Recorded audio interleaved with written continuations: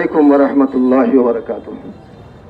সম্মানিত মুসলিম জনতা, আপনারা জানেন বর্তমান সরকারের উদ্যোগে বিভিন্ন কমিশন করা হয়েছে দেশকে সংস্কার করার জন্য। এর মধ্যে একটি কমিশন করা হয়েছে নারী বিষয়ক কমিশন। ওই নারী বিষয়ক কমিশন আপনারা জানেন, ইতিমধ্যে আমরা দেখছি সোশ্যাল মিডিয়ায় 318 পাতা ব্যাপী একটা প্রতিবেদন দাখিল করেছে। ওই প্রতিবেদনটুকু আমরা যাচাই বাছাই করে ওলামায়ে কেরাম দেখেছেন, প্রতিটি পৃষ্ঠায় পৃষ্ঠায় ইসলাম বিরোধী বিভিন্ন অযৌক্তিক পেশ করা হয়েছে এবং ইসলাম বিরোধী এমন কিছু কথাবার্তা তারা পেশ করেছে যা সরাসরি কোরআন সুন্নাহর সাথে সাংঘর্ষিক।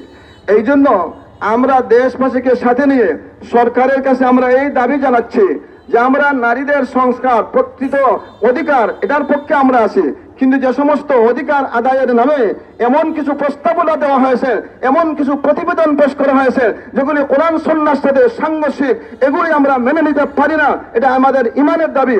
এই জন্য আমরা সরকারের কাছে দাবি জানাচ্ছি, এই নারী বিষয়ক কমিশন যে সমস্ত ইসলাম বিরোধী দাবিগুলি করেছে নারী অধিকারের নামে, এইগুলি অতি সত্বর প্রত্যাহার করতে হবে। এমনকি বর্তমান যে কমিশন, এটা বিতর্কিত হয়ে গেছে। ওই কমিশনের ভিতরে কোনো ইসলামী স্কলার্স নেই, বাংলাদেশের কোনো বিজ্ঞ ভাগ্য আলিমদের কোনো অংশগ্রহণ নেই। তারা মন গড়া যা মনে চায় তাই করেছে। এই জন্য এই নারী বিষয়ক কমিশনকে সম্পূর্ণরূপে বাতিল করে নতুন ভাবে একটি কমিশন করে সত্যিকার অর্থে নারীদের অধিকার বাস্তবায়নের জন্য নতুন করে আবার সুপারিশ করা হোক। আমরা তার পক্ষে থাকবো। একটি কথা বলে আমি আপনাদের কাছ থেকে বিদায় নিচ্ছি।